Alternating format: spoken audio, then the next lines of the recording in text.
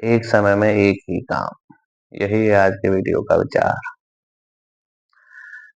जब एक विद्यार्थी परीक्षा की तैयारी करता है तो कई बार उसके मन में ये आता है कि इंग्लिश भी पढ़ लूं, फिजिक्स भी पढ़ लूं, मैथ्स भी पढ़ लूं, और कई बार वो कंफ्यूज हो जाता है कि क्या पढूं क्या ना पढूं।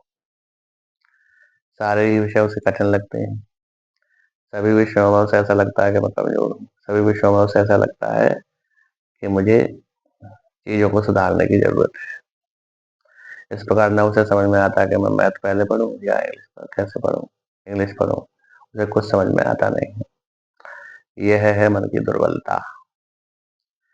इस दुर्बलता को त्याग कर यदि मन एक एक करके एक ही विषय को पढ़े और उस समय दूसरे विषय के विषय में न सोचे तो परिणाम अच्छे हो सकते हैं, विशेषतः परीक्षा के दिनों में।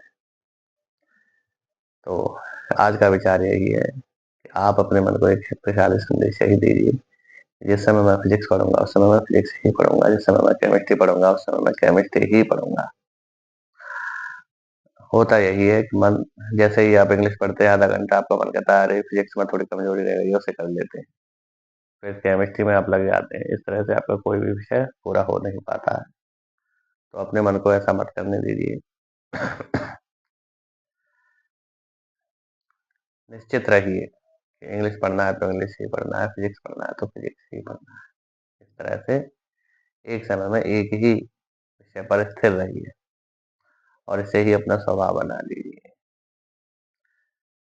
एग्जाम के दिनों में तो ये बहुत आवश्यक है, क्योंकि आपके पास अब समय अधिक नहीं बचा है।